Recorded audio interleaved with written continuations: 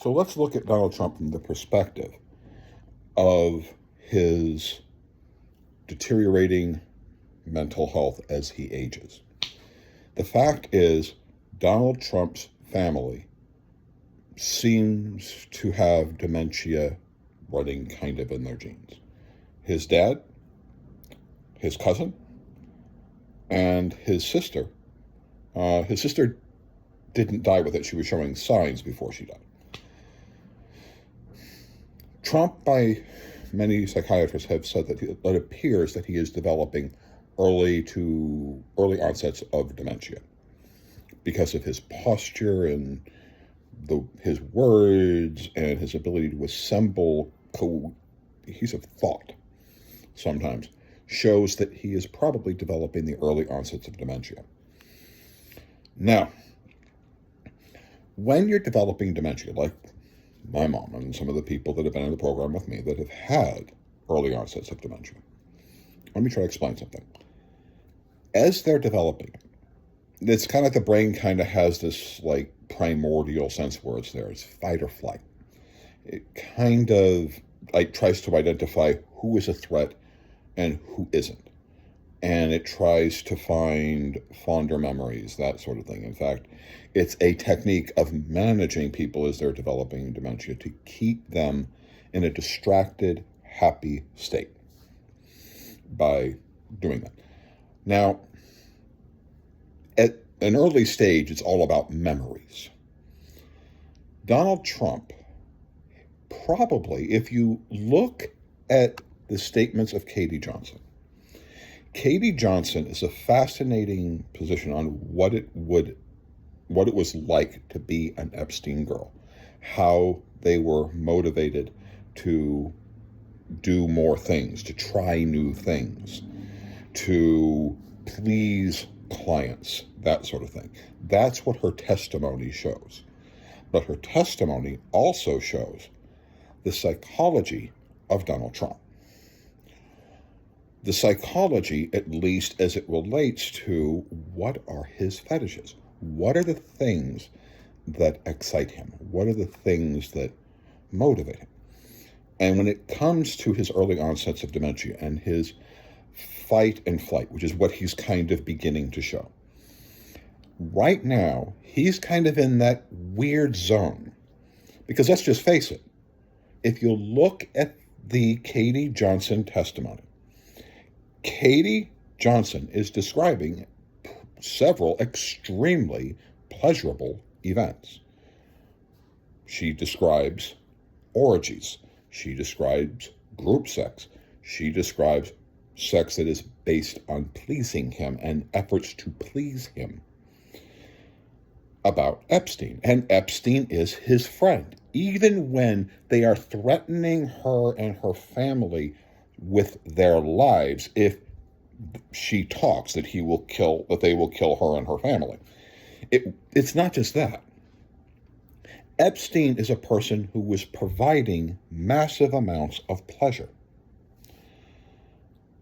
But there's a problem. You see, Trump probably was really happy with his friend, Epstein, because of the pleasures that he was provided constantly by this friendship. And this is how people develop their addiction to having sex with underage people. This is how the pedophile is developed. They keep having sex with minors. And then you have like the areas where Trump is relating to Katie as though she is kind of like Ivanka. And there's even the moment where Trump is telling her that you should be happy that I am having sex with you, that I'm the person that's bursting your cherry, and it's not just some, other 13-year-old or 15-year-old.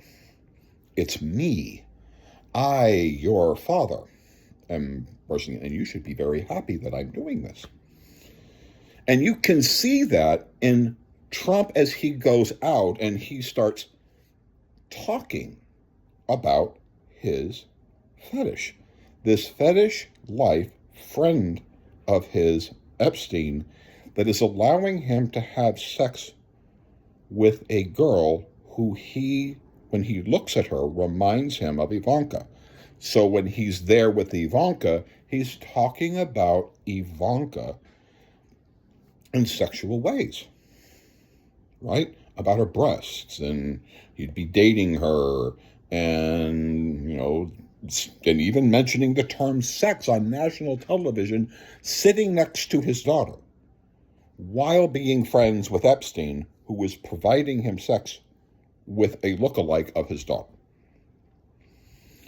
But Trump knows something. Trump knows, after all this time, when Epstein got busted, that no, that was bad. No one is going to understand this. Even though throughout the 90s and the early 2000s, Trump was enforced that his fetish was a good thing by Howard Stern's, by the girls on The View, things like this. People were laughing with him. But then when Epstein got busted, oh crap, that's a bad thing. But maybe a decade of really good things. Clearly, especially if you're looking at Katie Johnson and some of the other girls that were connected to Trump. So Trump has this big problem. It's kind of a two-stage problem. It's this fun, pleasurable experience that society was reinforcing that he was not exactly a bad person. And that even talking about his daughter in a sexual way got laughs. So now he has this problem. He's beginning to have his dementia beginning brain, or just basically maybe just old man brain. And he has this problem. You see, his friend that provided him orgies and travel and friends and all this stuff, he can't talk about him being a good friend. And he just can't let the whole world know. So his brain is probably kind of caught between Epstein and the conflict of what it's like to have for 10 years to have been rewarded for sexual statements about his daughter and having sex with a girl that looks like his daughter. So now he has this conflict. And so he knows what happened. He knows if Virginia is true in her statements, if there is Katie Johnson. And clearly, Katie Johnson describes other girls being with them in these situations with Trump, particularly the scene where Trump plays the maid that he's going to send ice and send her away if she doesn't give him the blowjob. This is what happens. So you got to think that he has this conflict right now. So he probably even has a thrill, like his fond memories, because he's always thinking about Epstein, because if people find out about Epstein and everything that happened with Epstein, no one's going to like him. And his life will come unglued. Because Trump said Katie looked like his daughter, so this causes a lot of problems. And all of that comes out. It's hell for Trump.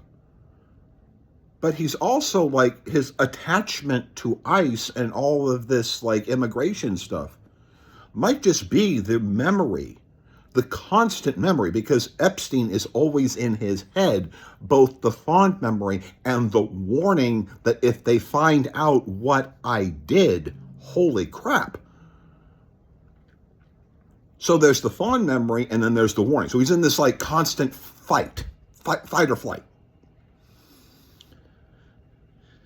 So that's why probably he's behaving the way he's behaving with ICE. Why he is telling ICE, violate people's rights. Just do whatever you want. Be brutal, be tough, hurt people, do terrible things. Because that was his fetish, as explained by Katie Johnson. The Katie Johnson tape has been out there. I probably guarantee you Trump has that tape. The tape of her talking about it. And he probably remembers that both fondly and fearfully. Fearfully that people find out about it. But fondly as in it gets him horny because he had sex. So he wants ICE to behave this way. Because if you go by what is described when Maria and Katie are doing the sex thing and Trump is saying, you got to do this stuff or I'm going to do this. And then Maria fails to perform, and so he throws Maria away and he has Katie come over and he does his thing with Katie. This is the psychology problem of Donald Trump. And this is why ICE is behaving the way it's behaving, and that's why he gave ICE a budget that size. Because it's a fond memory of an intense sexual experience that has been online described by Katie Johnson in her sworn testimony that he could watch and remember, both negatively and fondly. This is the problem that we are experiencing. We are experiencing a man who is experiencing a deteriorating mental condition that is all summed up in the Katie Johnson tapes. Because those Katie Johnson tapes are the reason why he would be terrified and excited. Terrified that anyone would find out and that he would have to explain, or no one would find out, and if so, he can remember the erotic experience. That is where we are. That is where Trump is. That is why Trump blocked the Epstein files from going out there. Because he really knows if these girls who are out there who've said that they were interacting with Trump, whether or not they did, and exactly what he did. And he remembers those experiences fondly because they were erotic. But he also remembers them in terror because they can cause him problems. And that is where we are. Like, share, subscribe, and let's discuss about how the Epstein files is probably impacting the psychology of Donald Trump. Thank you.